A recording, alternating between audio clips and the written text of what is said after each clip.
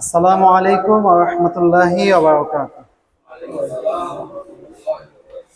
ইন্নাল হামদালিল্লাহ নাহমাদুহু ওয়া নাস্তাঈনুহু ওয়া নু'মিনু বিহি ওয়া নাতাওয়াক্কালু আলাইহি ওয়া না'উযু বিল্লাহি মিন শুরুরি আনফুসিনা ওয়া মিন সাইয়্যাতি আ'মালিনা।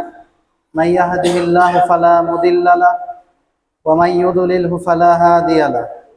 ওয়া আশহাদু আল লা ইলাহা ইল্লাল্লাহু ওয়াহদাহু লা শারীকা লাহু وأشهد أن محمدا عبده ورسوله. أما بعد فإن خير الحديث كتاب الله وخير الهدي هدي محمد صلى الله عليه وسلم وشر الأمور محدثاتها وكل محدثة بدعة وكل بدعة ضلالة وكل ضلالة في النار. أعوذ بالله من الشيطان الرجيم. يا أيها الناس اعبدوا ربكم الذي خلقكم والذين من قبلكم لعلكم تتقون. সমস্ত প্রশংসা আল্লাহ তাআলার জন্য, যিনি আমাদেরকে প্রতি মাসের ন্যায় এই মাসেও এই মহতী মজলিসে তথা দার্সে উপস্থিত হওয়ার তৌফিক এনায়েত করেছেন। সেই মহান রবের উদ্দেশ্যে আমি এবং আমরা সকলেই শুকরিয়া জ্ঞাপন করছি। আমরা বলছি আলহামদুলিল্লাহ। অতঃপর আমরা দরুদ পেশ করছি আমাদের প্রিয় নবীর প্রতি, যিনি আমাদের সর্বোত্তম আদর্শ। আমরা বলছি সাল্লাল্লাহু আলাইহি ওয়াসাল্লাম। আলহামদুলিল্লাহ, আমি এখানে একেবারেই প্রথমবারের মতো আপনাদের এই মজলিসে উপস্থিত হতে পেরে আমি নিজেকে অনেক ধন্য মনে করছি এবং আমার কাছে খুব ভালো লাগছে। পরিবেশটা খুবই ভালো লাগছে, আলহামদুলিল্লাহ। এবং দোয়া করি আল্লাহ তাআলা যেন এই মজলিসকে কবুল করেন এবং এর দীর্ঘায়িত আমি কামনা করছি যেন আল্লাহ তাআলা এই প্রোগ্রামকে এবং এই দাওয়াতি কাফেলাকে আল্লাহ সুবহানাহু ওয়া তাআলা কিয়ামত পর্যন্ত জারি রাখেন, আল্লাহুম্মা আমিন।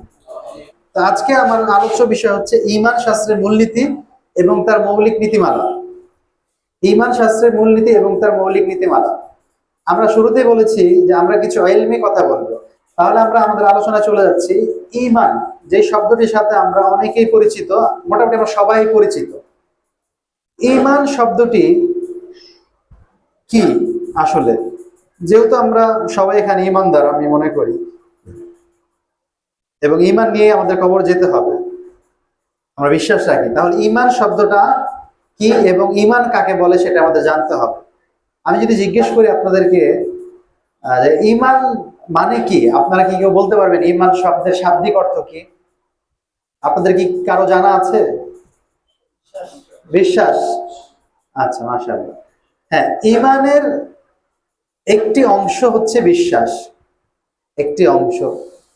ঈমান মূলত একটি মুরাক্কাব বিষয়, অনেকগুলো বিষয় নিয়ে গঠিত। আমার কথাগুলো খুবই খেয়াল করবেন। ঈমান অনেকগুলো বিষয় নিয়ে গঠিত। হ্যাঁ, তার মধ্যে একটা বিষয় হচ্ছে বিশ্বাস। এটা একটা উপকরণ ঈমানের। আরো অনেকগুলো বা আরো দুটো উপকরণ আছে। ঈমান শব্দের অর্থ বিশ্বাস নয়। ঈমান শব্দের সরাসরি অর্থ, শারঈ অর্থ বিশ্বাস করা যাবে না। এটা বুঝতে হলে আমরা বুঝতে পারবো যদি ঈমানের বিপরীত যেটা সেটা যদি বুঝতে পারি। ঈমানের বিপরীত কি? কুফর। আচ্ছা, ঈমানের বিপরীত হচ্ছে কুফর। কুফর শব্দের অর্থ কি? অস্বীকার করা। যদি কুফর শব্দের অর্থ অস্বীকার হয়, তাহলে ঈমান শব্দের অর্থ কি? স্বীকার করা বা স্বীকৃতি প্রদান করা। আপনার অর্থ পেয়েছেন? এটাই হচ্ছে সঠিক অর্থ। এটা হচ্ছে সঠিক অর্থ। ঈমানকে যদি আমরা শাব্দিক অর্থ করতে চাই, এই অর্থ নিয়ে আসা ছাড়া আর কোনো অর্থ নেই। কারণ হচ্ছে ঈমান হচ্ছে তিনটি জিনিসের সমন্বয়। তার মধ্যে একটি হচ্ছে তাসদিক বিল জিনান, ইকরার বিল লিসান, তাসদিক বিল জিনান, আল আমাল বিল আরকান। একটি হচ্ছে অন্তরে বিশ্বাস, একটা উপকরণ, অন্তরে বিশ্বাস। আরেকটি হচ্ছে মুখের স্বীকৃতি। আপনি যে অন্তরে বিশ্বাস করেন সেটা মুখ দিয়ে প্রকাশ না করলে সেটা কিন্তু বোঝা যাবে না, এটা কাউন্ট হবে না। আরেকটা হচ্ছে আপনি যে স্বীকার করতেছেন আপনি ঈমানদার, তাহলে কাজে সেটাকে পরিণত করতে হবে, অঙ্গ প্রত্যঙ্গের মাধ্যমে আমল করে বাস্তবায়ন করতে হবে। এটা হলো তৃতীয় ধাপ। তাহলে প্রথমত বিশ্বাস বা দৃঢ় বিশ্বাস, দ্বিতীয়ত মুখের স্বীকৃতি বা স্বীকার করা, ঘোষণা দেওয়া, তৃতীয়ত আমলে বাস্তবায়ন করা। এই তিনটা সমন্বয় হচ্ছে কি ঈমান। এখন খুব খেয়াল করেন, এখন ঈমান দিয়ে যদি আপনি বলেন যে ঈমান অর্থ বিশ্বাস, তাহলে আর দুইটা কি করবে? কথা বুঝতে পারতেছেন? আপনি যদি বলেন যে ঈমান অর্থ বিশ্বাস, তাহলে ঘোষণা কে দিবেন, আমল কে করবে? একটা বৃহৎ শ্রেণী এই মুসলিমদের মধ্যে হতে যে সমস্ত ফিরকা পথভ্রষ্ট হয়ে গেছে, তাদের মধ্যে বৃহৎ শ্রেণী মনে করে যে ঈমান মানে শুধু বিশ্বাস, আমলের সাথে কোনো সম্পর্ক নাই। এটা এক শ্রেণী মানুষ মনে করে। এর উদাহরণ দিচ্ছি, তাদের মধ্যে একটা গ্রুপ হচ্ছে এই যে তথাকথিত বাউল গ্রুপ আছে না, এই বাউল নামক ফাউল গ্রুপ, এরা এই ধরনের বিশ্বাস করে যে জীবনে একবার বিশ্বাস করলেই ব্যাস হয়ে গেল, আর কোনো আমলের প্রয়োজন নেই। এদেরই কিন্তু কথা এক শ্রেণীর লোকদের যে নামাজ না পড়লে কি হবে, আমার ঈমান ঠিক আছে। বুঝছেন এটা কোত্থেকে আসছে? এটা ওদের থেকে আসছে, যে এদের নামাজ পড়া লাগে না, নামাজ না পড়লেও যদি ঈমান ঠিক থাকে, তাহলে এরা কত বড় ঈমানদার চিন্তা করেন। রাসূল সাল্লাল্লাহু আলাইহি সাল্লামের নামাজ না পড়ে ঈমান ঠিক রইল না, সাহাবীদের রইল না, মানে তাদের ঈমান টিকাইতে গেলে নামাজ পড়া লাগলো, সাহাবীদের নামাজ পড়তে হলো, কোনোদিন একটা ওয়াক্ত নামাজ তারা পরিত্যাগ করেনি। আর এরা এত বড় ঈমানদার যে নামাজ না পড়লেও ঈমান ঠিক থাকে। মানে এটা কোন ইস্যুকে মানে মানে কি বলবো, এটা কোন ইস্যুকে মানে হাইলাইট করছে, আপনাকে বুঝতে পারছেন? মানে ঈমানের সাথে আমলের কোনো সম্পর্ক নেই। এটা হচ্ছে সেই সমস্যা। মানে এইটা তারা বলতেছে ঈমান হচ্ছে শুধু বিশ্বাসের নাম, ঈমান হচ্ছে শুধু বিশ্বাসের নাম, আপনি অন্তরে বিশ্বাস করেন আল্লাহ তাআলা আছেন, ব্যাস এতটুকুই, আপনার কোনো আমলের প্রয়োজন নেই। এটা হচ্ছে তাদের কথা। ওইটারই আপডেট ভার্সন হচ্ছে নামাজ না পড়লে ঈমান ঠিক আছে। এই শ্রেণীর কথাবার্তাগুলি একটা শ্রেণী বলে এই কথাগুলো, যা আমরা মুসলিম সম্প্রদায় ঈমানের সংজ্ঞা না জানার কারণে, ঈমানের অর্থ না জানার কারণে আমরা অনেক সময় বলে ফেলি। আমাদের সামনে অনেকেই বলতেছি, কিন্তু আমরা বুঝতেছি না যে সমস্যা কোথায়। এটা যে এত বড় বিধ্বংসী কথা, এটা যে আপনার ঈমান নষ্ট হওয়ার জন্য যথেষ্ট, যে ব্যক্তি কথা বলবে তার ঈমান নষ্ট হওয়ার জন্য যথেষ্ট, এটা কিন্তু বুঝতেছি না। যদি বুঝতাম তাহলে আমরা সাথে সাথে এটা প্রতিবাদ করতাম। তাহলে আমরা বলতেছিলাম যে ঈমান হচ্ছে তিনটা জিনিসের নাম, কথা ও কাজের নাম এবং বিশ্বাসের নাম। এই তিনটার সমন্বয় হচ্ছে কি ঈমান। এইটার যদি আপনি এক কথায় প্রকাশ করতে চান, তাহলে স্বীকৃতি বা স্বীকার করা আপনাকে বলতে হবে অর্থ হিসাবে। কিভাবে দেখেন, যখন মানুষ কোনো বিষয়ে স্বীকৃতি দেয়, কোনটা স্বীকৃতি দেয়? যে সেটা বিশ্বাস করে সেটাই কি স্বীকৃতি দেয় বা ঘোষণা দেয়। তো মানুষের অন্তরে যেটা বিশ্বাস, এটাই কিন্তু সে স্বীকৃতি দেওয়ার মাধ্যমে প্রকাশ করে। যখন একজন ব্যক্তি স্বীকার করে, মৌখিকভাবে স্বীকার করে, তখন বোঝা যায় যে সে এটা বিশ্বাস করে বলেই তো স্বীকৃতি দিচ্ছে। হয়ে গেল দুটা, তাহলে বিশ্বাসটা পাওয়া গেলে স্বীকৃতির মাধ্যমে, এবং মৌখিক ঘোষণাটাও পাওয়া গেল, বাকি রইল কি আমল। আর আমরা জানি যে ইবাদত হচ্ছে 5 প্রকার। ইবাদত কয় প্রকার? 5 প্রকার হচ্ছে ইবাদত। তার মধ্যে কিছু ইবাদত আছে হচ্ছে অন্তরের কথা ও অন্তরের আমল। এই হচ্ছে 2 প্রকার ইবাদত, অন্তরের কথা, অন্তরের আমল, এটা 2টা।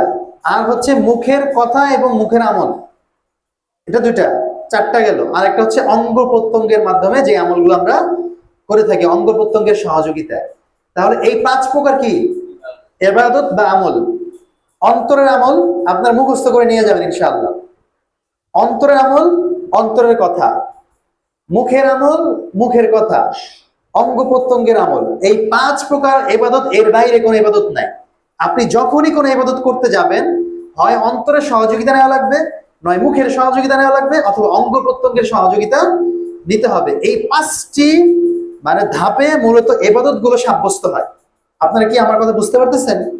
আলহামদুলিল্লাহ। বুঝতে না পারলে বলবেন যে আমি এটা বুঝিনি, আমি বুঝাই দেওয়ার চেষ্টা করবো ইনশাআল্লাহ। এই 5টা প্রক্রিয়ায় ইবাদত সাব্যস্ত হয়। তাহলে এই যে অন্তরের আমল, সেটা কি? অন্তরের আমল হচ্ছে এই যে খাউফ, আমরা আল্লাহকে ভয় পাই না, এটা কিসের আমল? অন্তরের আমল। আমরা আল্লাহকে ভালোবাসি না, আমরা বলি না আল-হুব্বু ফিল্লাহ ওয়াল বুগদু ফিল্লাহ, যে আমরা আল্লাহর জন্যই কাউকে ভালোবাসি অথবা আল্লাহর জন্যই কাউকে ঘৃণা করি। এই যে আপনি আল্লাহর জন্য ভালোবাসেন বা আল্লাহকে ভালোবাসেন, এগুলো কি হচ্ছে? এগুলো অন্তরের আমল, অন্তরের ইবাদত। এগুলো সরাসরি আপনি আল্লাহকে সম্মান করেন না সবচেয়ে বেশি, এটা হচ্ছে কি? বলেন আমার সাথে, এটা অন্তরের আমল, অন্তরের ইবাদত।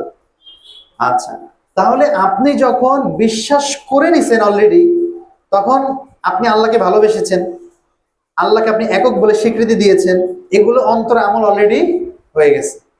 এবং মুখে যে আপনি বললেন, এই মুখে বলা হচ্ছে কি? মুখের ইবাদত। মুখের কথা এবং মুখের আমল দুইটাই হচ্ছে মুখের ইবাদত। এই যে আমরা সুবহানাল্লাহ বলি না, সুবহানাল্লাহ, আলহামদুলিল্লাহ, এগুলো হচ্ছে কি? জবানের তথা মুখের আমল।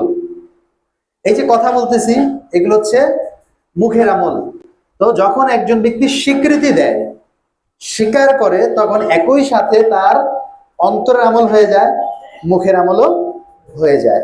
অন্তরে বিশ্বাস হয়ে যায় এবং মুখের মাধ্যমে তার স্বীকৃতিটাও হয়ে যায়। এই জন্য স্বীকৃতির মাধ্যমে টোটালটাই কি?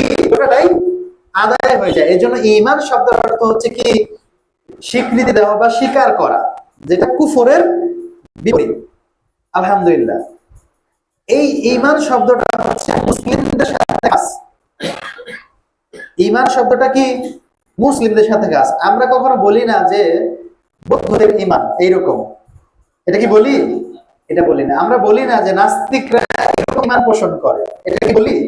বলি না। তার মানে বোঝা যাচ্ছে একটা ইসতিলাহ বা পরিভাষা যা শুধুমাত্র মুসলিমদের জন্য কি?